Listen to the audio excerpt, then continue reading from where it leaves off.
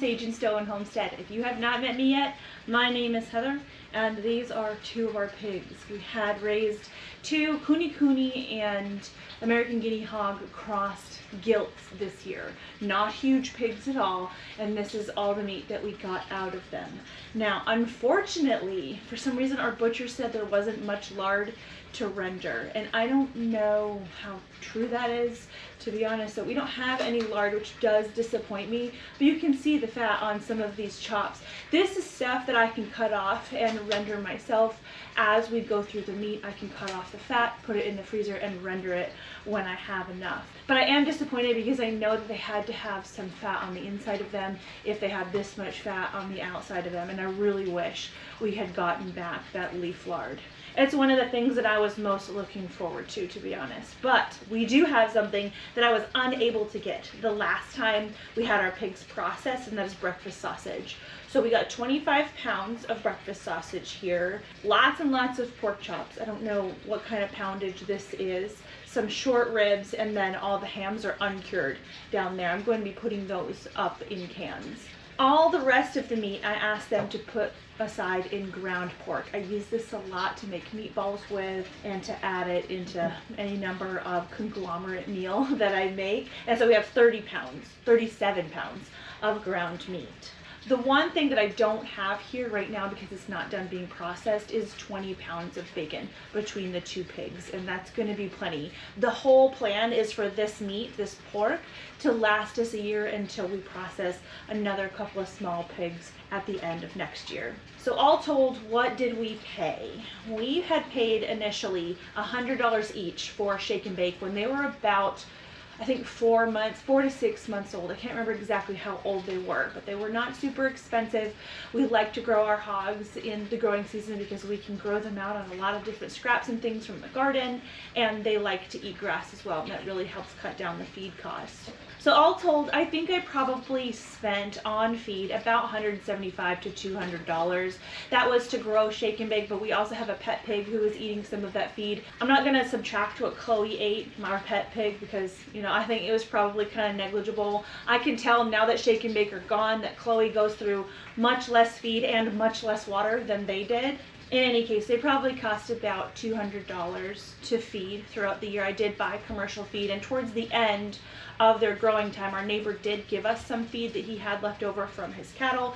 That fed them for a couple of weeks before they went off to be processed. Now, as far as the processing costs go, really the part that cost the most was the kill fee at the butcher.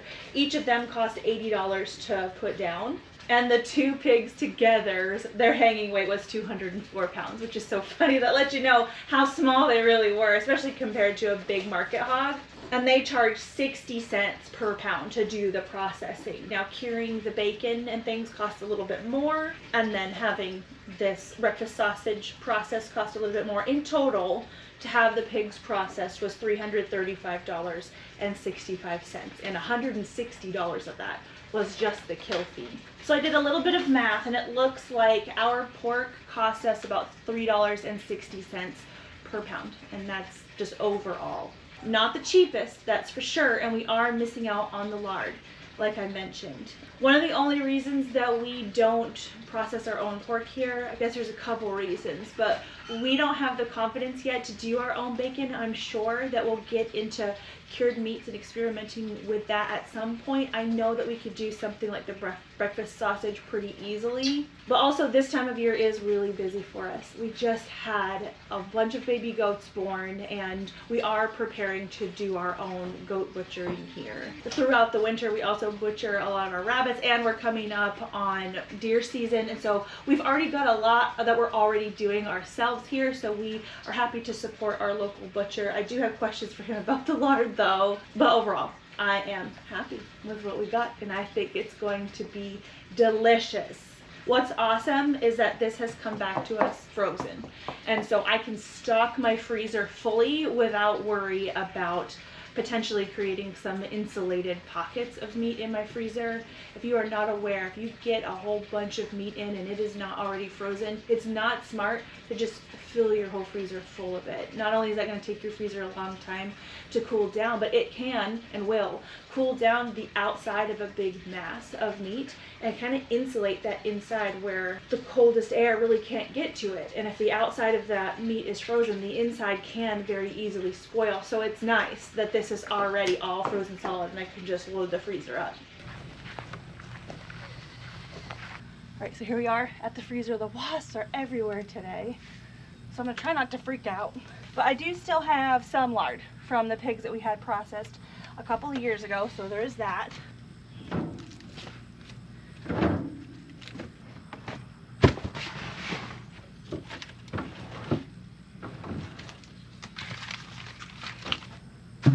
Now, the hams, I'm actually gonna put in the refrigerator because these I would like to thaw out so I can can them.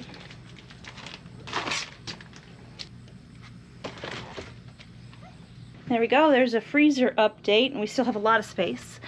20 pounds of bacon will also be going in here, but there's plenty of room for that, that's for sure. So that feels good. Got our pork for a year. Good afternoon. It is milking time, but before I go out and do that, we are having some major car troubles. We have 3 broken vehicles in our front yard. One of them works. It's our minivan, and it's hay getting season. We were not able to borrow our neighbor's van this week, but we can borrow it next week. However, I needed hay this week.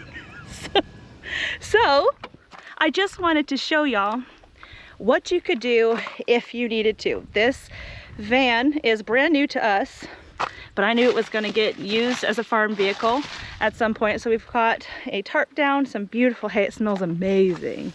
And we'll put this in the barn later. Next week, we're getting much more hay when we can borrow our neighbor's truck. Babsy, you're awake today. So, I have started the lye experiment with some of my meat goats. It's taken them a little bit to want to eat this lye-soaked feed. I think just because it's wet, but they're eating it now. At least these 3. I don't know if Flip has really wanted to try it, but these Nigis are eating it, and so that's good. I took fecals on them before I fed them the feed, and that video is gonna come out possibly this coming Tuesday.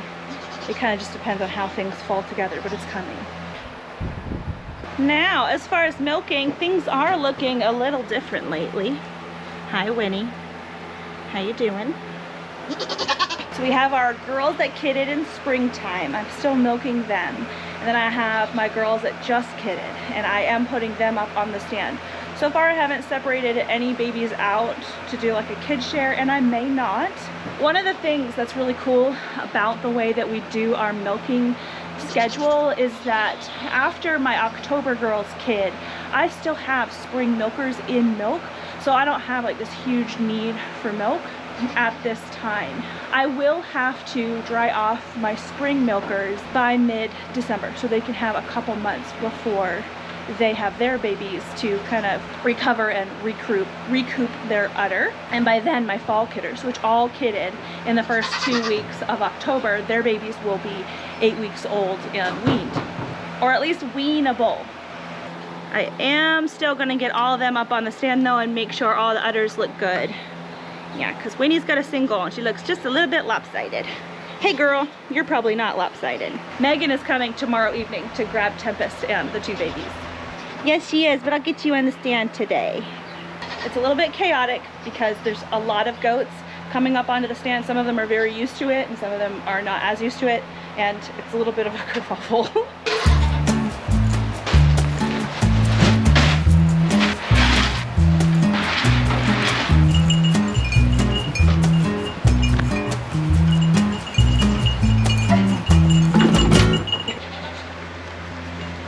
Actually, right now, I am not milking every day. I'm milking every other day. And the girls that I used to have teat tape on, I've been leaving the teat tape off. I think either Shindy is drying up pretty fast, which is possible because she is bred, or Red is nursing off of her again, which is fine. I am trying to eventually dry these girls off.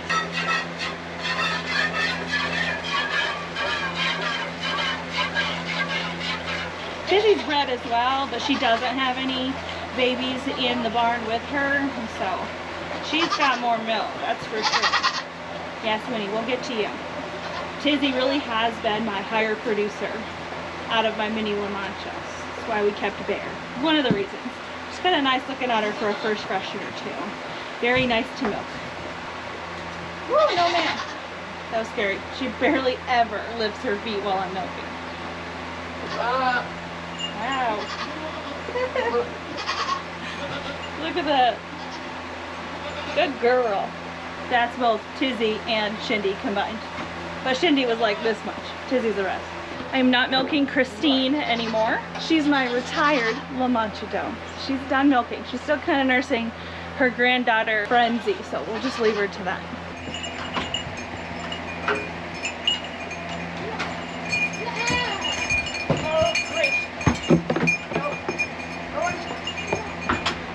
Told you it was crazy right now.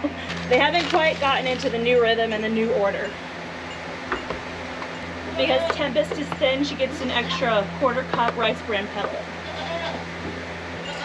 There's nothing in here. She's still got her does on her. But we'll still get her in the rhythm. Barely anything.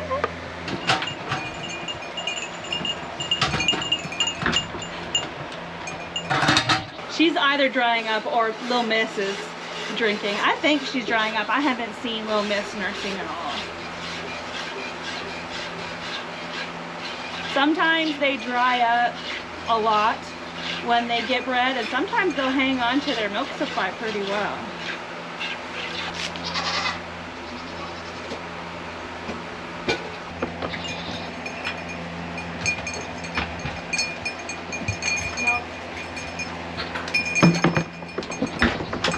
Margie has been nursing her twins. I haven't removed them at all.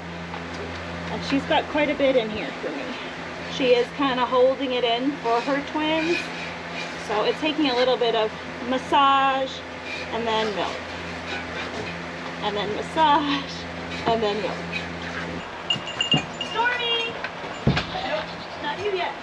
Stormy! Come here, girl! Good girl. This one. There you go. Stormy has her boys on her, but there's not going to be much in here for us.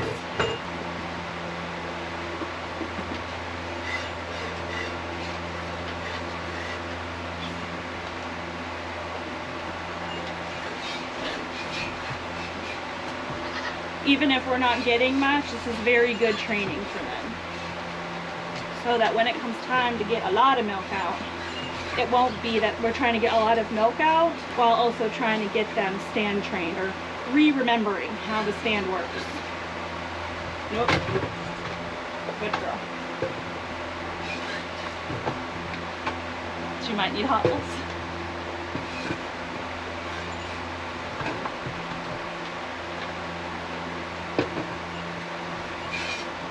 Good girl.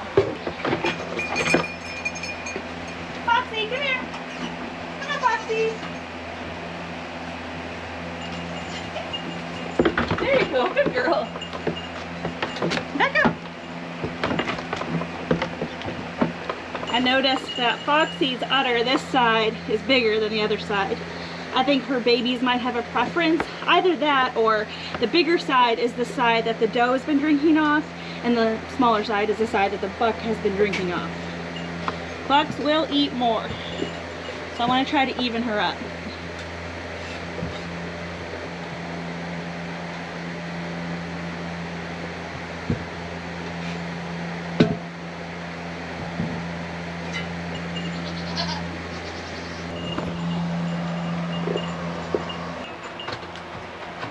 Alright, last but not least.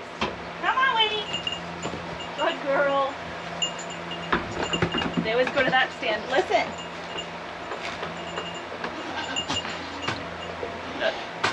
Up here. Look at our pretty Winnie girl.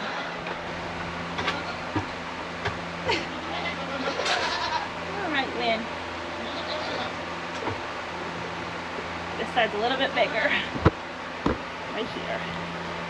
She's standing kind of funny, but it's okay. I really need my small bucket for Winnie, but I keep forgetting to bring it down. This is her first freshen. Look at how good she is. Oh, I better knock on wood.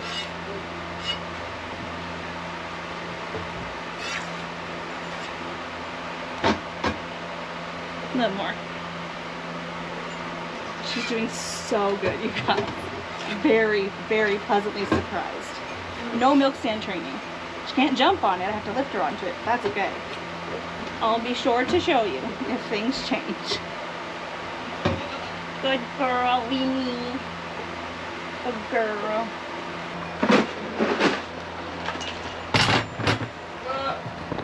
Alrighty, now we'll feed the rest of the barn. Oh good, there's no babies in this. Then we'll do a baby count. Looks like 1, 2, 3, 4, 5, 6, 7, 8, and of course, Spunky is missing. Spunky, why are you such a loner? Oh no, I took away your cabinet door. Hey girl. Don't let her fool you. She took a good nap on my lap yesterday. Yes, she did. Ooh, do you see that dust blowing around? Storm tonight's gonna be bad for Win, they said. Present and accounted for, and looking good. We'll come down later and work on socializing them, or keeping them social. They've been doing real good. This little Peanut, she's full, I can feel that. Getting plenty of milk, yes. See her big belly. Oh, tons of milk in there. Little width shot on Winnie's dough. Hey girl. Hey Spunky. Spunky's got a little attitude. We know where she gets that. Good morning. So we did have some weather move in a couple of days ago, and it wasn't anything unusual for this time of year. Nothing crazy happened, except for it did blow in cold enough air for us to get a frost only one day late. So today is the 20th, and there is it's like a lighter than I expected kind of frost outside. Thankfully my key lime was protected by the house, and so that's okay. And a little bit of frost that we had on some tomatoes probably isn't enough to kill them. Shaka did have some frost on his cucumber plant, so what I did was spray that down with water before the sun really had a chance to hit it, and hopefully we're able to recover that. And as far as I know, the temperature, like the still air temperature last night, didn't really get below about 40 degrees, but our land is the low spot in the area, and hot air rises, cool air pools, so if anybody is gonna frost first, it would be us. But that's really not what I expected this morning, but we're here. The frost has come, and it looks like it's gonna be a while before we get another frost, so I think we do still have some time as long as those plants pull through. Now this morning I've got a bowl out, and you can probably hear my oven is preheating. I'm gonna make scones again. You guys have seen me make scones before, except I normally make them with pumpkin, pureed pumpkin. Yesterday, because of all of the wind, we went out and looked underneath the persimmon trees that are across the street and got a huge bowl full of persimmons that I processed yesterday and got around 5 half-pound containers solid full. So those are in the freezer right now, but I do still have some persimmon jam from 2023, and this is a little bit from a little bit earlier this year, and I'm going to use this instead of pumpkin in the scone recipe. Normally I flash my recipe card so that you guys can take a screenshot. This has been a very well loved recipe card, and it's kind of blurry. So be sure to check the description box for the full recipe on this. There are like pumpkin pie spices like cinnamon, ginger, nutmeg, clove, and I think I'm going to play around with that and maybe do less pumpkin spice because I really do want it to taste more like persimmon. I may do nutmeg, we'll see. But the first thing we need is 2 1/3 cups flour. I use bread flour. 1/3 cup whole wheat flour. I use einkorn if I have it. 1/2 cup plus 2 tablespoons brown sugar. 1 tablespoon baking powder. 1 teaspoon salt. 10 teaspoons butter or lard, 3/4 cups pumpkin. I'm going to use persimmon today, and 3/4 cup sourdough discard. So if you don't happen to have a sourdough starter going, so you don't have the discard, pretty sure you can still use this recipe. You might add a little bit extra flour and maybe a little bit like splash of milk to get the same consistency of my dough. So kind of go by feel if you don't have that particular ingredient. I don't think that's essential to get good scones. All right, so as far as the pumpkin pie spices, I think that the brightness of ginger and the warmth of the nutmeg is really going to help enhance the flavor of the persimmon. So those are the two I'm going to add in. 1 teaspoon of ground ginger and a teaspoon of nutmeg. Now, I know this isn't traditionally the way that scones are mixed. Usually you will use like super cold butter, cut up into small pieces or even grated to make a really nice flaky scone. I haven't worried about that ever since we've had the immense amount of kuni lard from the pigs that were processed 2 years ago, and our scones come out just fine. So again, it does not have to be perfect. I know everybody says baking is an exact science. I beg to differ. I don't want to overmix it because I'm not trying to develop the gluten. I'm just trying to bring it together. It's got a more cakey texture than anything, but I do want to make sure all the flour is incorporated. I can already tell that the persimmon is acting differently than the pumpkin because the persimmon jam or persimmon butter is drier than the pumpkin puree. So what I'm going to do is add a little bit of milk to help make this a little less crumbly.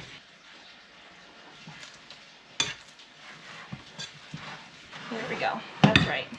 So what we have is like kind of a shaggy, sticky-ish dough, but it will pull away from the side of the bowl.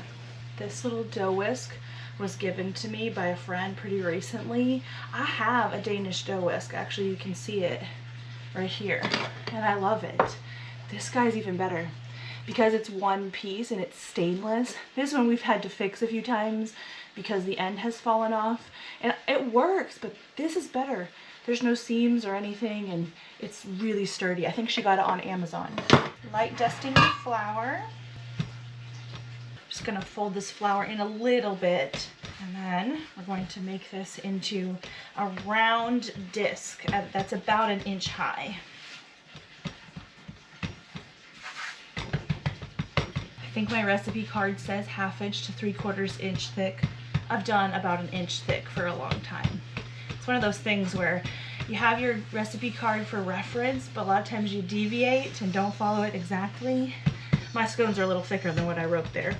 I'll take our trusty pizza cutter. Sometimes I will dunk it in my flour bin just to help make it a little bit more non-stick. But we're going to cut into 8 pieces, just like a pizza. And I like to use my pizza pan to bake them on. So they are going to puff and rise just a little bit, but you maybe want to keep them about 1 inch apart at the closest. Into the 400-degree oven for 12 to 14 minutes according to my card. I do 19 minutes when I use my pumpkin puree. I am going to do the 14 and kind of check them just in case the persimmon acts a little bit differently, because it might. This dough does look just a wee bit different. While those are baking, we'll go ahead and get the frosting set up. So it's pretty simple. This here is just regular brown sugar. No, we are pre-coffee. This is powdered sugar. And it looks like I'm adding a lot to this jar. I kind of am. But once you add the milk, it kind of melts. But I like to make a big batch rather than not have enough. As they say, add enough until your ancestors tell you to stop. That's where I was told to stop. Now, you don't want to add a lot of milk at all. You could also add lemon juice or water. But milk makes a really nice frosting.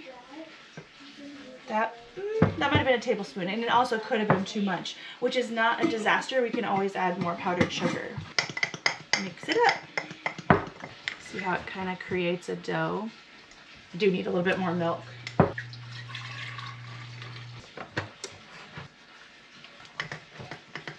Now this is the consistency I like. I want it to be drizzly, but not watery. See, we wound up with about this much. It really does melt down quite well. Alrighty. So it looks like for these 15 minutes was the right call. You can see we're getting just a little bit of browning on the outside edge. They look perfect and they smell great.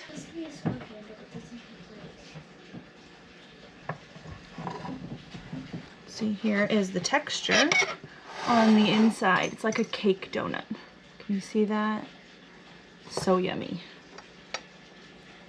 I will say it's good, but I really can't detect the persimmon. Like if you handed it to me and told me what's the secret ingredient, I couldn't tell you. So what I'll do is play around a little bit with the ratios, because I know we can get a good persimmon scone one of these days. This is great. I just can't really detect the persimmon, and I'd like to. Good morning. So I've talked an awful lot about collecting persimmons, but I haven't taken you over there to show you what we're doing. So it's been a couple days since we got the persimmons last. I think it was Sunday, and today's Wednesday. So we're about to go across the street and see what we can get. So this here is how we knew the persimmons were in season. They were getting run over. Now, this here is the persimmon tree that we frequent most often, and this is what we're looking for. Little persimmons sitting on the ground. Monty just went into the woods. Okay. With this.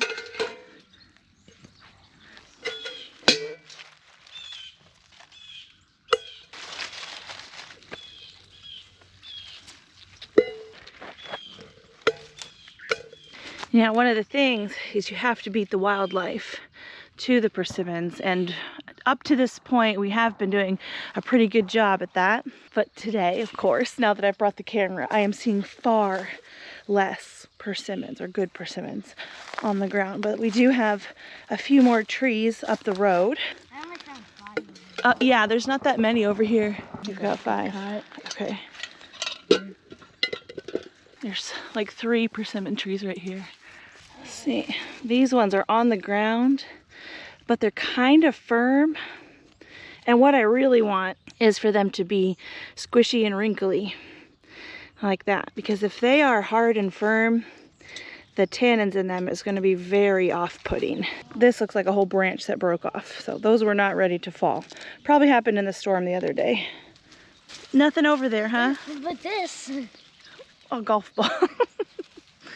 All right, so not a bountiful harvest this morning by any means, but I happen to have basically a whole pail of persimmons in the fridge outside. And the reason that I had to put these persimmons in the fridge instead of process them right away is my food mill broke. Now, I have talked a little bit about my food mill over the last, I don't know, year that I've had it. And this has not been my favorite tool. I haven't gotten it to work as well as people say that it should work. And I just got this off of Amazon. It's the Miro brand, and apparently this is what the Foley food mill has turned into. Now, here's how it broke. I saw this big old pot here and assumed that you could kind of fill it up, and whatever you put into it would just feed its way down to the bottom and all the goodness would come out. So I kind of overfilled it with persimmons, and persimmons have those very large seeds like you saw on the ground outside.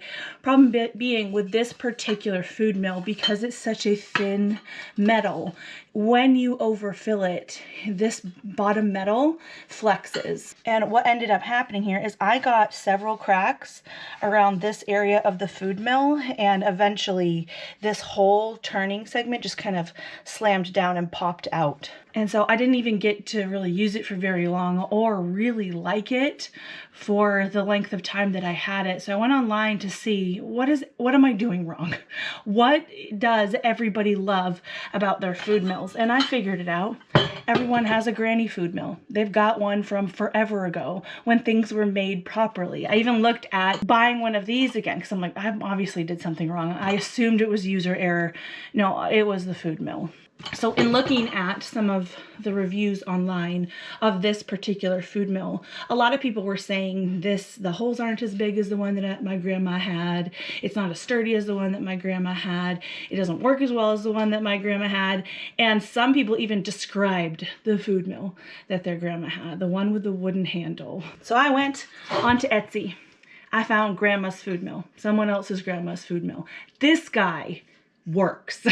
And this is actually the food mill that taught me about how you can't overfill it or else it doesn't work. This food mill is sturdy, and if you overfill it, it just won't crank. It just stops.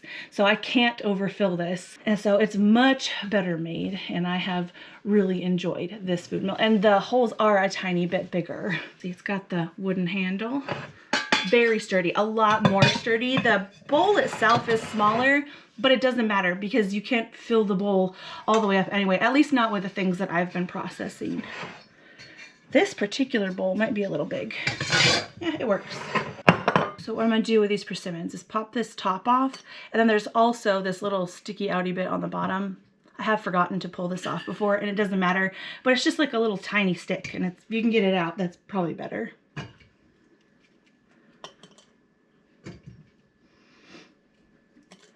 All right, so this is how many persimmons I have in here. If you were working with something like tomatoes that have smaller seeds with a lot less resistance, you could probably load it up more. But the persimmon seeds take up the bulk of that fruit volume, and so I can't load as many of those in here.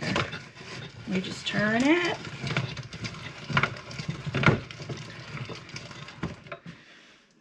You can see all the seeds in there. There's still plenty of pulp in there to get out. I need to go in reverse to clear the screen. See how easy that was? I don't think I properly showed you guys how terrible my other food mill was, but this is a jillion times easier. So I'll just do this a few times. Scrape it and reprocess it, scrape it and reprocess it. And you can see how we're getting more pulp moving down, because by the end of this here, there's really not much left on the seeds.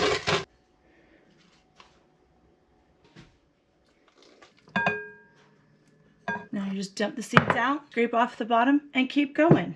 Now this doesn't look like a whole ton of pulp in here. This is not the fault of the food mill. Persimmons just don't have a ton on the inside. A lot of seeds. A lot of things say that girls can do 3 things at a time. Boys can too. Yeah, it's weird. A lot of multitasking. Yeah, mommy does multitasking all the time. That's what I tried to do. Well, it's easier to multitask when you've gotten really good at one thing and you barely have to think about it as you do it. If you're trying to learn 3 things at once, that's harder, for sure.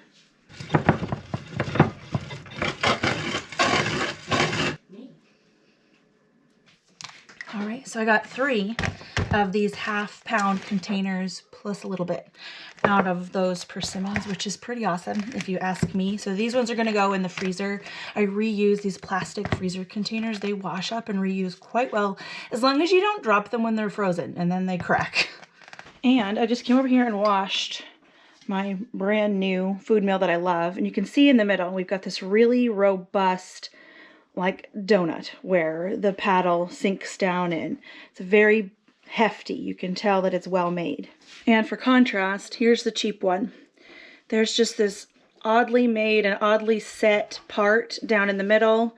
It's set into this really thin metal, as you can see, and it's popped through like that. I couldn't reseat it and reuse it. So this online is $45. My grandma food mill, this one, was like $39 after shipping. So I've seen more of them on Etsy, but some of them are not coming with this little screw paddle attachment. So watch out for that. If you go ahead and shop, make sure the entire thing is complete or you have a way to replace some parts. But yeah, get you a Grandma Foley food mill. Those are the ones that work well.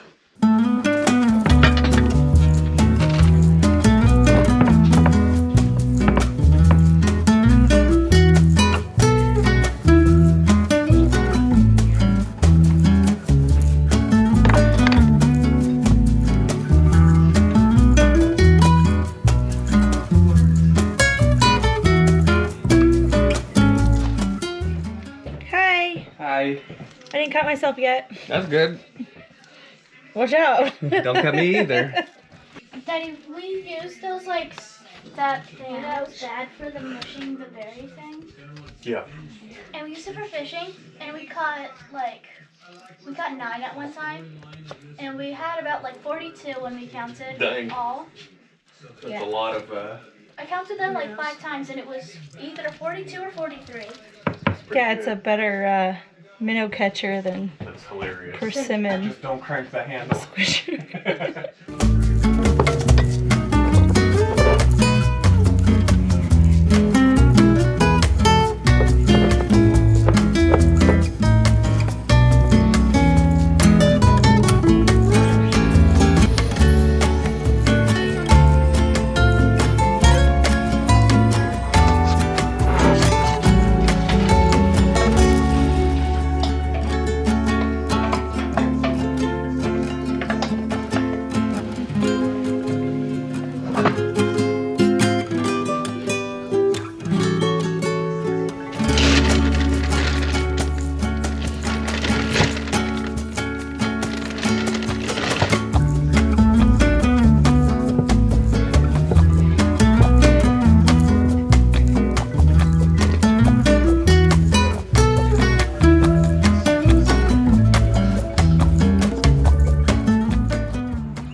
Good morning. It is Thursday. Tonight we actually have a freeze, maybe it's a frost warning. I think it's supposed to be 35, which is definitely going to frost here if that's the case. So I need to take care of this today. It's probably not going to be in this video, but I kind of wanted to update you on the state of the frost on things. And we need to go visit the baby goats, obviously. But here's the kids' garden.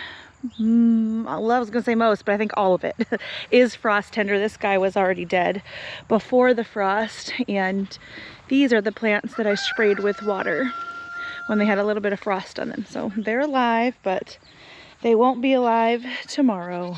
So I'll have to send the kids out to get what they can from their gardens, and then we'll leave them until next year.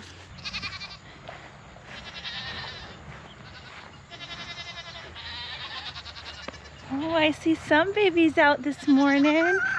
Hey, Win. You just resting this morning? Good stretch. Hey, Bunny. Babs. Dudes, how's it going? I know you want your feed. I'll get on it at some point. Hey, guys, how's it going in here?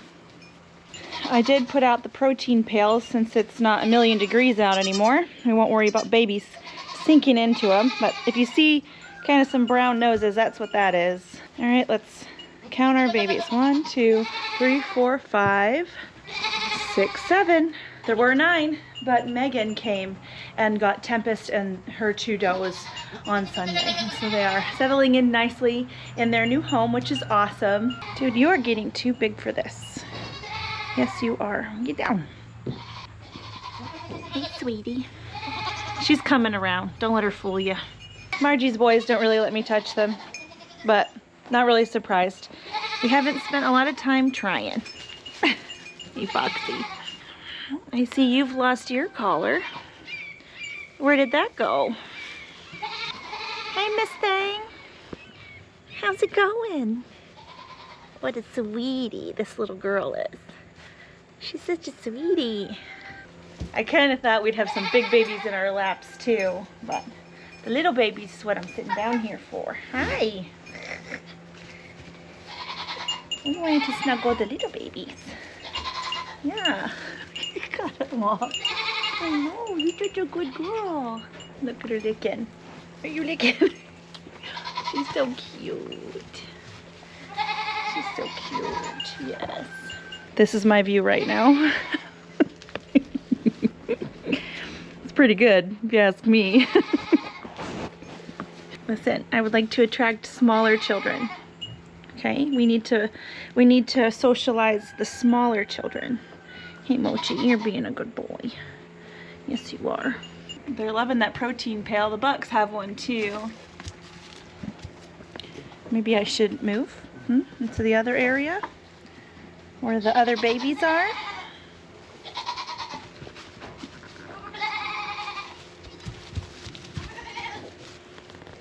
She's got the best hops. I know she looks like you, but that's not Mama. Nope. What this is over here, I'll have to remember exactly, but it's a protein pail by Combach, the Omni something. I will find it and I'll link it. But I bought these last year. I bought 2 of them. I think they're something like 125 pounds each. And so they were not inexpensive.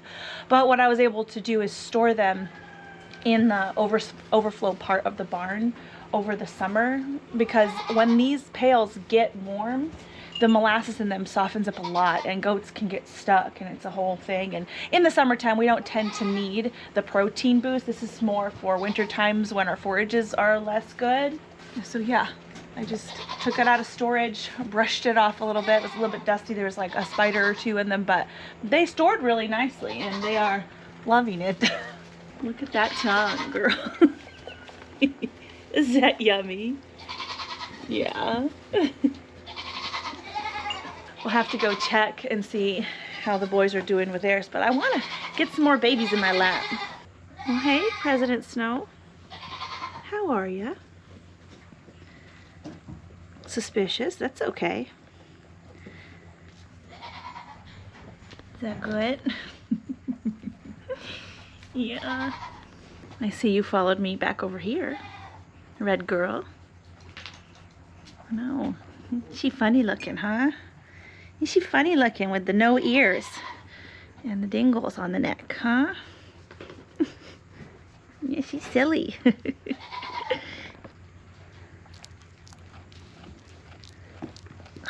I promise, she's such a good girl. You've got your mama's attitude, though. Spunky. Spunky. Come here. Oh, you're such a butt.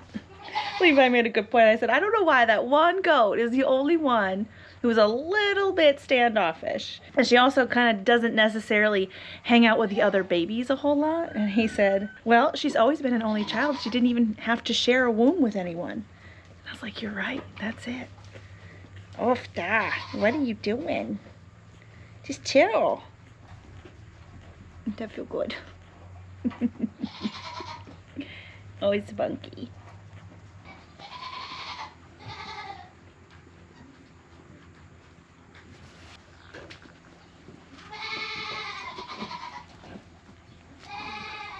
Yeah, she says, I like laps. I like laps. That's good. That's good. The Foxy's babies are sweet. Yes, they are. Sweet babies.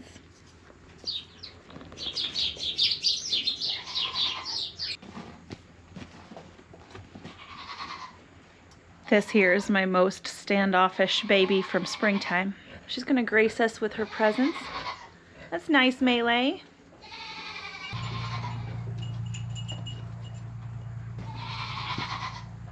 Yeah. Child. You're a big baby. Yes, you are. You're a big baby. Miss Helicity used to be standoffish too.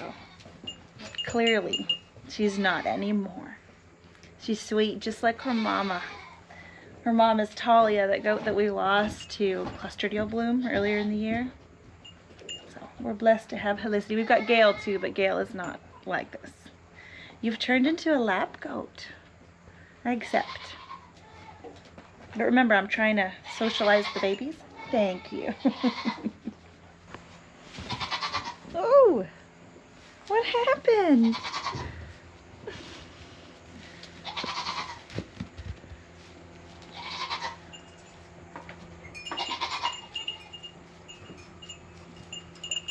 Hey, sir. Hi, baby. Oh. Spunky. Oh my goodness. Foxy's really garning that pail, isn't she?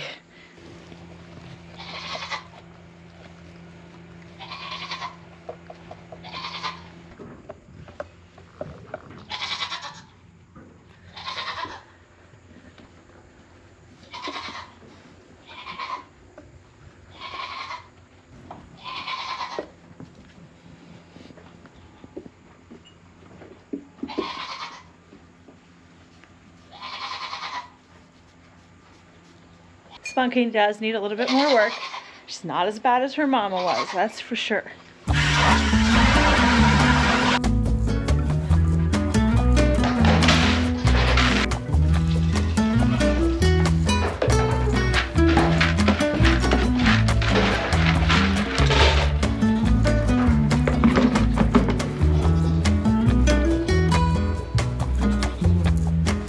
Clo Clo, you ready?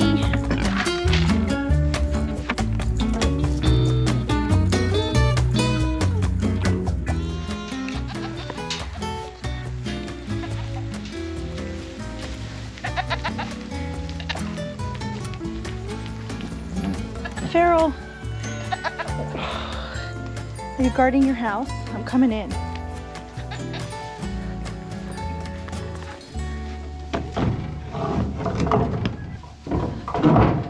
Hey boys, how are you guys liking the mineral pail? Do you like it? The protein pail over here? Oh yeah, they've been licking on it some. Oof. Do you like it, Bear? Hey, hullabaloo. I know, he likes to... You're such a goose. He really likes his head rubbed right here. Right in the stinky part. Yeah. Right in the stinky part. Y'all are worse than the girls, so I'm gonna go. It's good seeing you. Alright, well, as you saw, I got 2 out of the 4 hams canned yesterday. I took most of the fat off, took the bone out of the middle, put the chunks in the jars raw pack, and then canned them for 90 minutes. I need to clear out my refrigerator for processing day, which is this weekend, so I do need to take care of those other 2 hams today. And then I have a lot to think about today as we get ready for our official first frost tonight. So with that, I'm going to leave it here. I'll see you guys again soon.